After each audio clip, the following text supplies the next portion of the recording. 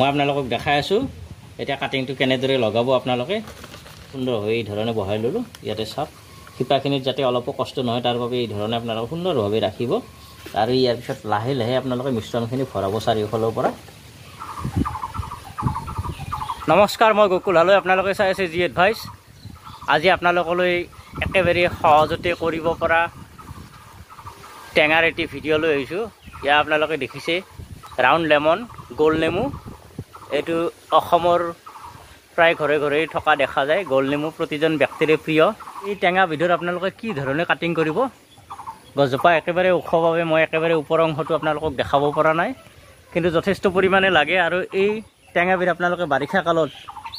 কি ধৰণে ইয়াক লগাব মই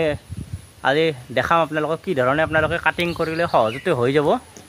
আপোনালোকে দেখিছে মই টেঙাখিনি কিছু অংশ আপোনালোকক এই ধৰণে দেখাইছোঁ এয়া চাওক কেনেধৰণে লাগি আছে এয়া এইবিলাক আপোনালোকে দেখিছে ইয়াত একেবাৰে থপাথপি লাগি থাকে মই আজি দেখাম আপোনালোকক কি ধৰণে ইয়াৰ কাটিং আপোনালোকে লগাব পাৰে বাৰিষা কালত লগালে অতি সহজতে হৈ যায় আপোনালোকে ৰুটিন হৰমন নহ'লেও ইয়াৰ কাটিং লগাব পাৰিব মই আপোনালোকক এতিয়া দেখাম কি ধৰণে আপোনালোকে ইয়াৰ কাটিং লগাব গোল নেমুৰ কাটিং কৰিবলৈ মই ইয়াতে মজলীয়া ধৰণৰ ডাল এটি নিৰ্বাচন কৰি লৈছোঁ ইয়া আপোনালোকক দেখাইছোঁ এই ধৰণৰ এটি পেঞ্চিল সাইজৰ ডাল এটি মই নিৰ্বাচন কৰি লৈছোঁ আৰু এই ডালটো মই সুন্দৰভাৱে ইয়াতে কাটি ল'ম এয়া মই এই ধৰণৰ ডালটো ল'লোঁ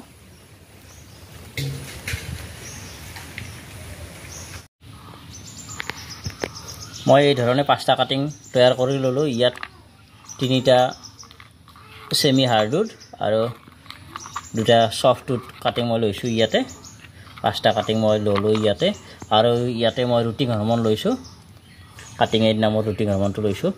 আৰু আপোনালোকে এল'ভেৰা জেল লগাব পাৰে এই ধৰণে নহ'লে মৌ লগাব পাৰে আৰু বাৰিষা কালত একেবাৰে ৰেইনি ছিজনত একেবাৰে সুবিধাজনক কথাটো হ'ল ৰুটিং হৰমন নোহোৱাকৈ আপোনালোকে কাটিংবিলাক লগাব পাৰে কাটিংবোৰ লগাবলৈ মই ইয়াতে 5টা সৰু সৰু পিপি লৈছোঁ আৰু ইয়াতে মই মাত্ৰ বালিয়া মাটি লৈছোঁ আপোনালোকক দেখাইছোঁ মাত্ৰ বালিয়া মাটি আৰু এডাল ষ্টিকেৰে ইয়াত 1 পৰা 1.5 ইঞ্চি গভীৰকৈ মই গাঁত কৰি দিছোঁ এনে এই ধৰণে গোটেইকেইটাতে একেবাৰে সহজ আপোনালোকে বাৰিষা কালত এনেকৈ অনায়াসে কৰিব পাৰে মই যোৱা মাহত 100তকৈ ওপৰত কৰিছোঁ আৰু এই কাটিংবিলাক ৰুটিং হৰমন লগোৱাৰ পিছত এই ধৰণে আপোনালোকে লগাই দিব আৰু চাৰিওফালৰ পৰা ভালদৰে হেঁচি দিব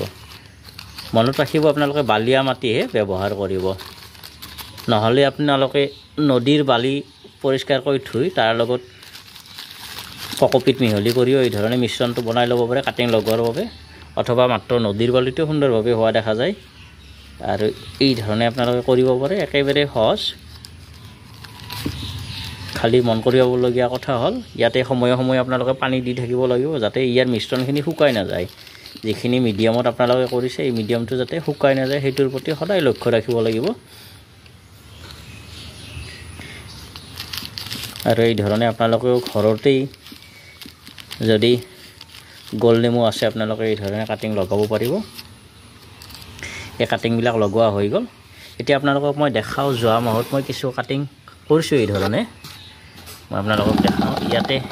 মই 5টা কাটিং লৈছোঁ আপোনালোকক দেখাইছোঁ এইটো এই চাওক ইয়াত শিপাবিলাক একেবাৰে ওলাই আছে এয়া এমাহ আগতে কৰা হৈছে এয়া বালিয়া মাটিতে কৰিছোঁ একে ধৰণৰ মাটিতে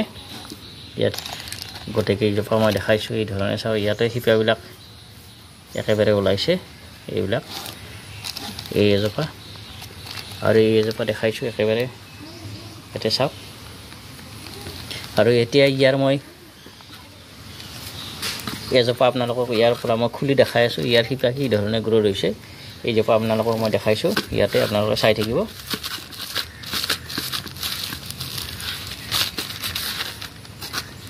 চাওক তলৰ ফালে চাওক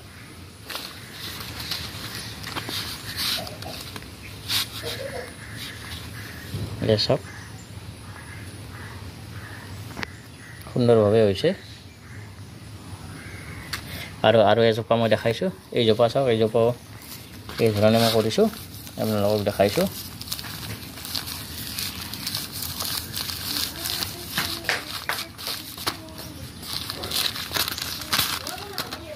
ভিডিঅ'টো আপোনালোকে চাব পাৰে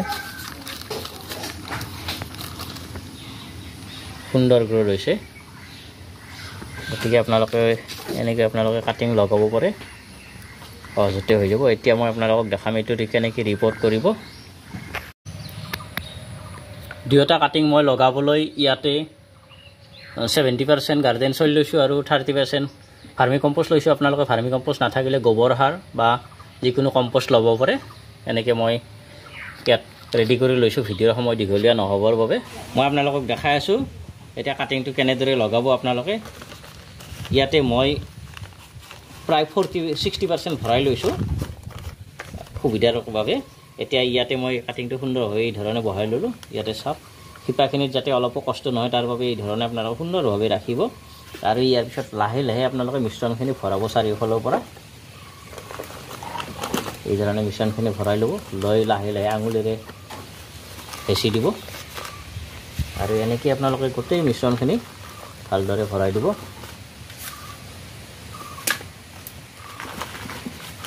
মিশ্ৰণখিনি ভৰোৱাৰ পিছত চাৰিওফালৰ পৰা আপোনালোকে এনেকৈ অলপ টান কৰি দিব আৰু এইখিনি কৰাৰ পিছত আপোনালোকে ইয়াত পানী দি দিব পানী দি 3-4 দিনৰ বাবে পোনপটীয়াকৈ ৰ'দ নপৰা ঠাইত আপোনালোকে ৰাখি দিব তাৰপিছত আপোনালোকে 3-4 দিন পিছত ৰ'দত থৈ দিব আৰু এই ধৰণে আপোনালোকে অনায়াসে গোল নেমুৰ কাটিং ইয়াক তুলা টেঙা বুলিও কয় বহুতে গতিকে এই ধৰণে আপোনালোকে কাটিং বনাই আপোনালোকে সফলতা লাভ কৰিব পাৰে ভিডিঅ'টো আজিলৈ ইমানতে সামৰিছোঁ অন্য এটা ভিডিঅ'ত আকৌ লগ পাম ধন্যবাদ